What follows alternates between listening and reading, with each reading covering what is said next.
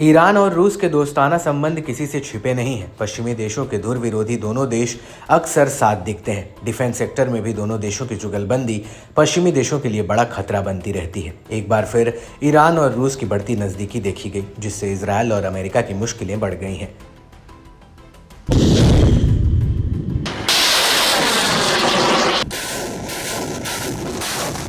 दरअसल दावा है कि ईरान ने रूस और यमन के हुती विद्रोहियों के बीच सीक्रेट बातचीत करवाई है, ताकि रूस लाल सागर की नाकाबंदी के बीच ईरान समर्थित मिलिशिया ग्रुप को अपनी एडवांस एंटीशिप मिसाइलें दे सके। न्यूज़ एजेंसी रॉयटर्स के मुताबिक रूस ने अब तक याखोट सुपरसोनिक मिसाइलों की सप्लाई पर कोई बड़ा ऐलान नहीं किया है। बता दें कि याखोट सुपरसोनिक मिसाइलों को P-800 ऑनिक्स के रूप में भी जाना जाता है।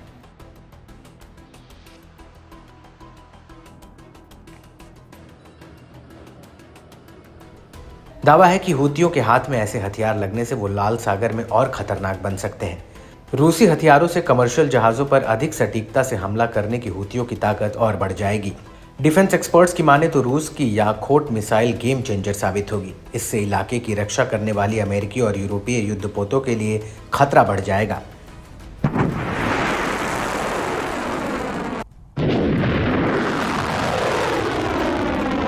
गाजा युद्ध के बीच हूतियों ने ईरान के सुप्रीम लीडर अली खामेनेई के आदेश पर कमर्शियल शिपिंग को निशाना बनाते हुए लाल सागर में समुद्री नाकाबंदी लगा रखी है। बताया जाता है कि रूस ने पहले लेबनान में ईरान समर्थित हिजबुल्लाह समूह को याखोट मिसाइल की सप्लाई की थी।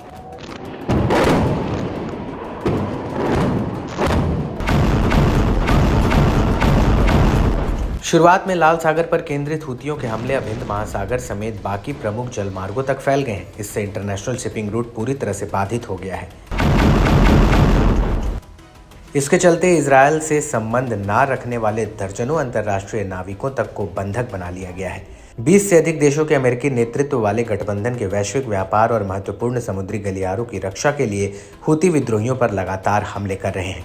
अमेरिकी रक्षा विभाग के एक अधिकारी ने कहा कि हूतियों की ताकत को बढ़ाने का कोई भी कदम लाल सागर और मिडिल ईस्ट दोनों के लिए खतरनाक साबित होगा।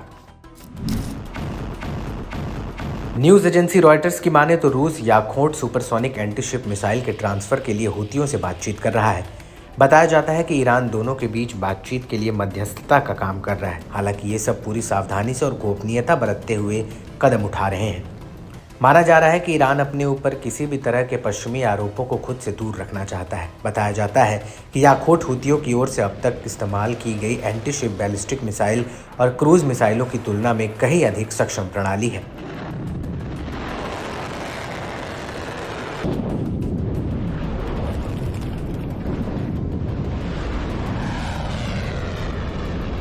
बीते जुलाई महीने द वॉल स्ट्रीट जर्नल ने खुलासा किया था कि रूसी मिसाइलों को भेजने पर विचार कर रहा था। वहीं अगस्त महीने में CNN ने बताया था कि रूस ने हूतियों को मिसाइलें और अन्य सैन्य उपकरण देने की पूरी तैयारी कर ली थी, मगर आखिरी मौके पर रूस ने अपने फैसले पर रोक लगा दी थी। ऐसी आशंका है कि अमेरिका और सऊदी अरब और पर्दे के पीछे के प्रयासों के बीच रूस को अपना फैसला पलटना पड़ा था।